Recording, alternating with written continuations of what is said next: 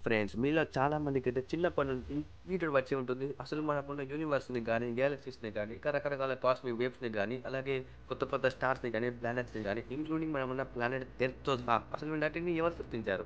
Friends మన దగ్గరైతే 2 answers ఉన్నాయి. ఒకటి మనం గనక సైంటిఫిక్ ప్రకారం ఆలోచిస్తే గనక మనమున్న మొత్తం యూనివర్స్ అనేది బిగ్ బ్యాంగ్ థియరీ ప్రకారం సృష్టించబడింది. అలాగే మన హిందూ మైథాలజీ ప్రకారం ఆలోచిస్తే గనక మొత్తం దేవుడు వీటన్నిటిని సృష్టించారు. అయితే ఈరోజు ఈ వీడియోలో అసలు ఏది నిజం? According to scientist big bang థియరీనా? లేకపోతే అకార్డింగ్ టు మన హిందూ మైథాలజీ ప్రకారం అయితే దేవుడు వీటన్నిటిని సృష్టించాడా?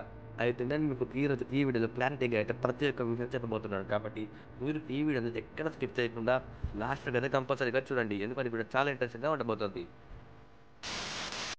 ప్లస్ నేను కూడా ఒకరోజు మీలాగే ఆకాశం వైపు చూస్తూ అనుకునేవాడిని. అసలు వీటన్నిటిని ఎవరు సృష్టించారు అని. ఈ నక్షత్రాలని, ప్లానెట్స్‌ని ఎవరు సృష్టించారని. ఇక అప్పటి నుండి నా మైండ్‌లో ఒకటే ఉండేది. ఎలాగైనా సరే ఒకరోజు ఈ విషయం తేల్చేయాలని. సో ఇక ఫైనల్‌గా నేను నిర్ణయించుకున్నాను. ఎలాగైనా సరే వీటి వెనక ఉన్న రహస్యం కనిపెట్టాలని. ఇక అప్పటి నుండి నేను నా లక్ష్యం వైపే పరిగెత్తాను. ఇక అప్పటి నుండి నాకు ఒకటే ఉండేది.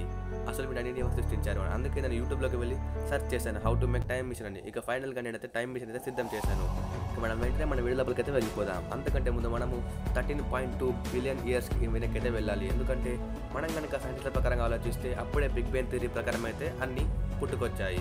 ఇక బిగ్ బ్యాంగ్ థియరీ అనేది ఏం లేదు. ముందుగా ఈ టైంలో స్పేస్ గానీ, టైం గానీ, సౌండ్ ఇంకా ఎనర్జీ ఇలాంటివి మరెన్నో అంటే మ్యాటర్ ఇంకా ఫ్రీక్వెన్సీస్ ఇవేమీ ఉండేవి కాదు. మొత్తం ఎనర్జీ అంతా ఒక బాల్ రూపంలో ఉండేది. ఇక మొదటి 0 సెకండ్‌కి మొత్తం ఆ ఎనర్జీ అంతా స్పేస్ అంతా ఒక్కసారిగా డిస్ట్రిబ్యూట్ అయిపోయింది. ఇక అలాగే ఫస్ట్ 4-5 సెకండ్స్‌లో ఫండమెంటల్ సబ్స్టాన్సెస్ అంటే గ్రావిటీ, ఎలక్ట్రోమాగ్నెటిజం అలాగే దాంతోపాటు strong and weak nuclear forces కూడా అప్పుడే ఫామ్ అయ్యాయి. ఇక ఆ తర్వాత ఫస్ట్ 3 మినిట్స్‌కి అయితే ఎలిమెంట్స్ అనేవి పుట్టాయి. ఈ ఎలిమెంట్స్ అంటే కొంత హైడ్రోజన్, హీలియం అలాగే కొంతపాటి లిథియం కూడా ఆ సమయంలోనే పుట్టింది. ఇక ఆ తర్వాత 3,80,000 సంవత్సరాలకి ఆటమ్స్ అనేవి పుట్టాయి. ఇక ఆటమ్స్ పుట్టిన వెంటనే లైట్ కూడా పుట్టింది. ఇప్పుడు మనము ఆ లైట్‌ని CMBR అంటాము. అంటే కాస్మిక్ మైక్రోవేవ్ బ్యాక్‌గ్రౌండ్ రేడియేషన్ అని అంటాము. ఇక ఎలాగో లైట్ పుట్టింది కాబట్టి కొన్ని మిలియన్ సంవత్సరాల తర్వాత గెలాక్సీస్ పుట్టడం మొదలయ్యాయి. కొత్త కొత్త గెలాక్సీస్ అలాగే బ్లాక్ హోల్స్ కూడా అప్పుడే ఫామ్ అయ్యాయి. కొత్త కొత్త స్టార్స్ ఇంకా వెబ్స్ కూడా అప్పుడే పుట్టాయి. ఇక ఇలా కొన్ని బిలియన్ సంవత్సరాల తర్వాత ప్లానెట్స్ అనేవి ఒకదానితో ఢీకొనడం మొదలుపెట్టాయి. చిన్న చిన్న ప్లానెట్స్ పెద్ద పెద్ద ప్లానెట్స్ ఒకదానితో ఢీకొని ఆస్ట్రాయిడ్స్గా అలాగే కొత్త కొత్త ప్లానెట్స్గా అనేవి ఫామ్ అయ్యాయి. ఇదే విధంగా మన సూర్యుడు కూడా మనకు పుట్టాడు. ఇక ఇలా కొన్ని సంవత్సరాలు గడిచిన తర్వాత మన భూమి కూడా ఇదే ప్రాసెస్‌లో పుట్టింది. కానీ ఇప్పుడున్నట్టుగా భూమి ఆ సమయంలో ఉండేది కాదు. ఎందుకంటే నా మీనింగ్ వచ్చేసి ఇప్పుడైతే మనం చూస్తున్న భూమి అనేది చాలా అద్భుతంగా, ఎంతో అందంగా ఉండేది. అంటే రకరకాల ఓషన్స్‌తో, క్లౌడ్స్‌తో అలాగే ఎన్నో అద్భుతమైన దట్టమైన అడవులతో పాటు ఒక అద్భుతమైన ప్రకృతితో మన భూమి అనేది చాలా అద్భుతంగా ఉండేది. అలాగే ఎక్కడ చూసినా గానీ మనము అద్భుతమైన జంతువులను చూసేవాళ్ళము. రకరకాల ప్రకృతితో భూమి అంతా చాలా అద్భుతంగా ఉండేది. అయితే కొన్ని మిలియన్ ఇయర్స్ ముందుగా భూమి ఇలా ఉండేది కాదు. గ్రావిటీ ఇంబాలెన్స్ కారణంగా ఎనర్జీ మొత్తం యూనివర్స్ అంతా ఒక్కసారిగా డిస్ట్రిబ్యూట్ అయిపోయింది. దానివల్లనే సన్ కూడా అప్పుడే పుట్టేశాడు. ఇక ఆ మిగిలిన కొంతపాటి ఎనర్జీ అంతా మొత్తం స్పేస్ అంతా డిస్ట్రిబ్యూట్ అయ్యి కొత్త కొత్త యాస్ట్రాయిడ్స్‌గా ఫార్మ్ అయింది. ఇలానే మన సోలార్ సిస్టమ్ కూడా ఫార్మ్ అయింది. అలాగే ఇక కొన్ని సంవత్సరాల పాటు ఒక గ్రహంతో ఇంకో గ్రహం ఢీకొనడం వల్ల చాలా రకాల చిన్న చిన్న గ్రహాలు ఏర్పడ్డాయి. అలాగే ఆ మిగిలిన ఎనర్జీతో పెద్ద పెద్ద గ్రహాలనేవి ఏర్పడ్డాయి. ఇదే విధంగా మనమున్న ఈ భూమి కూడా ఏర్పడింది. కానీ ఇప్పుడున్నట్టుగా మన భూమి అనేది అప్పట్లో ఇలా అద్భుతమైన చెట్లతో ఉండేది కాదు. మన భూమి అచ్చం ఒక సూర్యుడిలా ఉండేది. అంటే ఎక్కడ చూసినా గానీ బగబగ మండుతూ, ఎక్కడ చూసినా పేలులతో మన భూమి మొత్తం 2000 నుండి 3000 డిగ్రీ సెల్సియస్ టెంపరేచర్‌లో ఉండేది. ఎక్కడ చూసినా అగ్నిపర్వతంతో మన భూమి అనేది నిండిపోయి ఉండేది. ఎక్కడ చూసినా అగ్నిపర్వతాలే. ఎక్కడ చూసినా 24/7 లావా లావా అనేది మన భూమి మీద ప్రవహిస్తూనే ఉండేది. 24/7 మన భూమి మీద యాస్టర్స్ పడడం వల్ల భూమి అనేది చాలా నష్టం పొందింది. ఎక్కడ చూసినా గానీ యాస్టర్స్ కారణంగా భూమి అనేది మొత్తం చిల్లావిదురుగా అయిపోయింది. అయితే ఇలా కొన్ని సంవత్సరాల పాటు కంటిన్యూయస్‌గా జరిగిన తర్వాత భూమి మెల్లిమెల్లిగా చల్లబడడం మొదలుపెట్టింది. భూమి మీద ఎన్నో పెద్ద పెద్ద మేఘాలనేవి ఫామ్ అయ్యాయి. ఎన్నో దట్టమైన మేఘాలతో భూమి అంతా నిండిపోయి ఒక్కసారిగా కంటిన్యూయస్‌గా కొన్ని సంవత్సరాల పాటు వర్షం అనేది పడింది. ఇక అన్ని సంవత్సరాలు కూడా కంటిన్యూ‌గా వర్షం పడడం వల్ల భూమి మీద మొట్టమొదటిసారిగా సముద్రాలనేవి ఫామ్ అయ్యాయి. సముద్రాలు ఫామ్ అయిన 16,000 సంవత్సరాలకే భూమి మీద మొట్టమొదటి జీవరాశి అంటే సెల్స్ అనేవి పుట్టడం జరిగింది. ఇక ఆ సెల్సే కాలక్రమంతో పెరుగుకుంటూ వచ్చి మెల్లిమెల్లిగా టిష్యూస్‌గా మారాయి. ఇక అలా మనం భూమి మీద మొట్టమొదటిసారిగా జీవరాశి సముద్రంలో ఉన్న చేపలుగా పుట్టింది. ఇక అలానే కాలం గడుస్తున్న కొద్దీ వాల్కనోలన్నీ చల్లబడడం మొదలుపెట్టాయి. అగ్నిపర్వతాలు చల్లబడడం వల్ల మన భూమి మీద చెట్లు మొలిచాయి. పుట్టలతో రకరకాల జలపాతాలతో మన భూమి మొత్తం అద్భుతంగా అందమైన ప్రకృతితో మొత్తం పచ్చని చెట్లతో నిండి ఉండేది. ఇలా ఎంతో అద్భుతంగా ఉన్న సమయంలోనే డైనోసార్లు అనేవి పుట్టాయి. ఇక కాలం గడుస్తున్న కొద్దీ కొత్త కొత్త డైనోసార్లు పుట్టుకొచ్చాయి. ఇదే విధంగానే టీరెక్స్ అలాగే టిరానోసారస్ లాంటి డైనోసార్లు భూమి మీద అడుగుపెట్టాయి. ఇక మనం చూసుకుంటే ఇలా సూర్యుడిలా వేడిగా ఉన్న భూమి అనేది ఇలా అద్భుతమైన ప్రకృతితో చాలా అందంగా మారిపోయింది. కాలం ఎంతో వేగమైనది. ఇక కాలం గడుస్తున్న కొద్దీ మళ్ళీ భూమి మీదకి కొన్ని వేల ఆస్ట్రాయిడ్స్ ఒక్కసారిగా ఊడిపడ్డాయి. ఈ ఆస్ట్రాయిడ్స్ కారణంగానే భూమిపైన ఉన్న జీవరాశి మళ్ళీ అంతమైపోయింది. ఇక ఆస్ట్రాయిడ్స్ కారణంగా మళ్ళీ నిద్రపోతున్న అన్ని పర్వతాలన్నీ ఒక్కసారిగా మేలుకున్నాయి. మళ్ళీ భూమి మీద 24% లావా ప్రవహించడం మొదలుపెట్టింది. ఇక ఆ సమయంలోనే ఇలా ఉన్న భూమి అనేది వెంటనే ఇలా దారుణంగా మారిపోయింది. భూమి మీద ఉన్న జీవరాశి మొత్తం అంతరించిపోయింది. ఇదే ప్రాసెస్‌లోనే డైనోసార్లు అనేవి అంతరించిపోయాయి. కానీ డైనోసార్లు అంతరించిన తర్వాత మళ్ళీ భూమి మీద చాలా సంవత్సరాల పాటు వర్షం పడింది. దాని కారణంగా మళ్ళీ భూమి మీద చెట్లు మొలిచాయి. ఏ విధంగా అడవిలు, సముద్రాలు కూడా ఫార్మ్ అయ్యాయి.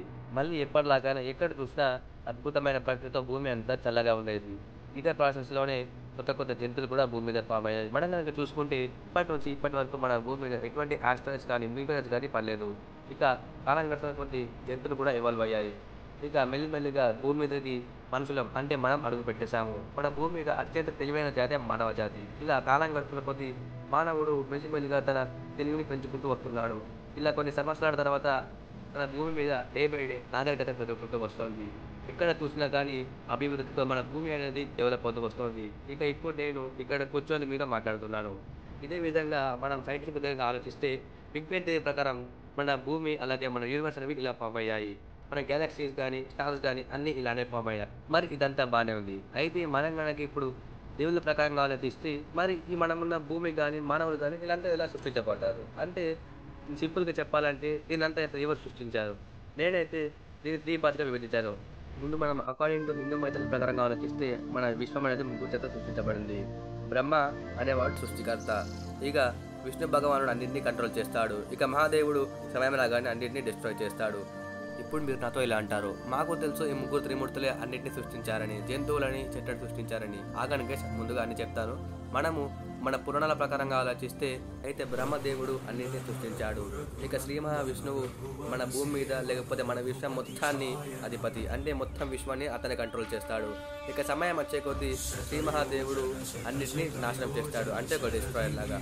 ఇప్పుడు మనం మన పురాణాల ప్రకారంగా చూసుకుంటే పూర్వంలో అసలు ఏమీ ఉండేది కాదు. అప్పుడే సడన్గా ఒక బంగారు గుడ్డు వచ్చింది. దాన్ని మనం హిరణ్య గర్భ అంటాము. హఠాత్తుగా ఆ బంగారు గుడ్డులో నుంచే అన్ని పుట్టుకొచ్చాయి. ఇక ఈ ప్రాసెస్ అనేది ఒక్కసారి జరిగే ప్రాసెస్ కాదు, ఇది ఒక కంటిన్యూస్ సైకిల్. అంటే ఒక యూనివర్స్ ఒకసారి డిస్ట్రాయ్ అయిపోయిందంటే మళ్ళీ కొత్త యూనివర్స్ వెంటనే పుట్టేస్తుంది. ఇక ఇదే విధంగా ఈ సైకిల్ అనేది కంటిన్యూగా రిపీట్ అవుతూనే ఉంటుంది. అంటే ఒక యుగం ఎప్పుడైతే అంతమవుతుందో మళ్ళీ వెంటనే కొత్త యుగం అనేది మొదలవుతుంది. ఇక ఇదే విధంగా ఎన్నోసార్లు మన భూమి కానీ మన విశ్వం కానీ దేవుని చేత సృష్టించబడింది. ఈ సైకిల్ అనేది కంటిన్యూస్గా రిపీట్ అవుతూనే ఉంటుంది. ఈ సైకిల్ అనేది ఎప్పటికీ ఆగిపోదు. ఇక మనం కనుక క్రిస్టియన్స్ ప్రకారంగా ఆలోచిస్తే బైబిల్ ప్రకారంగా ఈ మొత్తం ఈ విశ్వాన్ని సృష్టించింది జీసస్ క్రైస్ట్ అని చెప్తారు. ముందుగా జీసస్ క్రైస్ట్ వాటర్ని సృష్టించాడు, ఆ తర్వాత అడవులు సృష్టించాడు, ఇక ఆ తర్వాత మేఘాలను సృష్టించాడని చెప్తారు. ఇదే విధంగానే పర్వతాలు, వాటర్ ఫాల్స్, అలాగే మన భూమి మీద ఉన్న ప్రతి ఒక్క జీవరాశిని జీసస్ క్రైస్ట్ సృష్టించాడని బైబిల్ ప్రకారం చెప్తుంది. మనుషులు కూడా అతను సృష్టించాడు. సింపుల్గా చెప్పాలంటే మొత్తం సృష్టించింది జీసస్ క్రైస్టే. ఇక మనము ముస్లిం ప్రకారంగా ఆలోచిస్తే ప్రతి ఒక్క దాన్ని సృష్టించింది లార్డ్ అల్లానే. అంటే మొత్తం మన హోల్ యూనివర్స్ని సృష్టించింది లార్డ్ అల్లానే. సరే, ఇదంతా ఓకే. మనం ఇప్పటి వరకు అయితే 2 థియరీస్ అయితే విన్నాము. ఒకటి బిగ్ బ్యాంగ్ థియరీ, అలాగే ఇంకోటి ఏంటి అకార్డింగ్ టు గాడ్స్. మరి ఇందులో ఏది నిజం? అంటే దీనివల్ల మన యూనివర్స్ ఇంకా భూమి అనేది సృష్టించబడింది దేవుళ్ళ ప్రకారంగానా లేకపోతే బిగ్ బ్యాంగ్ థియరీనా? అయితే మనం దీని ఆన్సర్ కోసం బయట వెళ్ళి అడిగితే చాలామంది ఒకే ఆన్సర్ చెప్తారు, అదే దేవుళ్ళ ప్రకారంగానే సృష్టించబడని చెప్తారు. కానీ కొంతమంది ప్రకారం లాజికల్గా ఆలోచించండి, దేవుళ్ళు అనేవారు లేరు, మొత్తం బిగ్ బ్యాంగ్ థియరీ ప్రకారం సృష్టించబడని చాలామంది అంటారు. సరే, ఇదంతా బాగానే ఉంది. అయితే మరి సైంటిస్టులు ఏం చెప్తున్నారు? సైంటిస్టులు ఏం చెప్తున్నారంటే మన మొత్తం యూనివర్స్ ఇంకా ఎర్త్ అనేది బిగ్ బ్యాంగ్ థియరీ ప్రకారంగానే సృష్టించబడింది, కానీ సృష్టించింది మాత్రం దేవుళ్ళు అని చెప్తున్నారు. అయితే మీరు అనుకోవచ్చు ఒకేసారిగా 2 థియరీస్ ఎలా కనెక్ట్ అవుతాయని. అది చాలా సింపుల్. మన మొత్తం విశ్వాన్ని సృష్టించింది మాత్రం దేవుళ్ళే, కానీ సృష్టించే ప్రాసెస్ జరిగింది మాత్రం బిగ్ బ్యాంగ్ థియరీ ప్రకారంగా జరిగింది. అయితే ఇప్పుడు కనుక మీరు జాగ్రత్తగా ఆలోచిస్తే బిగ్ బ్యాంగ్ థియరీ ప్రకారం మన యూనివర్స్లో ఏమీ ఉండేది కాదు, మొత్తం బ్లాంక్గా ఉండేది. ఆ ఒక్క ఎనర్జీ వల్లనే మన మొత్తం విశ్వం అనేది సృష్టించబడింది. ఇక మీరు ఇదే విధంగా దేవుళ్ళ ప్రకారంగా ఆలోచిస్తే కనుక అందులో కూడా ముందుగా ఏమీ ఉండేది కాదు, మొత్తం బ్లాంక్గా ఉండేది. హిరణ్య గర్భ అనే ఒక బంగారు గుడ్డులో నుంచి మన మొత్తం విశ్వం అనేది సృష్టించబడింది. ఇక ఇదే విధంగా దేవుళ్ళ చేతనే మన మొత్తం విశ్వం అనేది సృష్టించబడింది. మీరు కనుక జాగ్రత్తగా అబ్జర్వ్ చేస్తే ఈ 2 థియరీస్ అనేవి దాదాపుగా ఈక్వల్‌గా ఉన్నాయి. సో, అందుకే ఫైనల్‌గా సైంటిస్టులు ఏం చెప్తున్నారంటే సృష్టించడం మాత్రం దేవుళ్ళ చేత సృష్టించబడింది. కానీ ఆ జరిగే ప్రాసెస్ మాత్రం బిగ్ బ్యాంగ్ థియరీ ప్రకారంగా జరిగిందనైతే సైంటిస్టులు చెప్తున్నారు. సో ఫ్రెండ్స్, వీడియో అయితే ఇంతే. మీకు గనుక వీడియో తప్పకుండా లైక్ చేసుకోండి. అలాగే ఎవరైనా మన ఛానల్‌ని కొత్తగా వస్తే గనుక దయచేసి సబ్స్క్రైబ్ చేయడం మాత్రం మర్చిపోకండి. ఇంకా మీకు గనుక ఇలాంటి థియరీస్ కావాలంటే కామెంట్ల బాక్స్‌లోకి వెళ్ళి బ్లాక్ హోల్ థియరీస్ అని కామెంట్ చేయండి. నేను తప్పకుండా ఇంకో వీడియో అయితే తీసుకొస్తాను.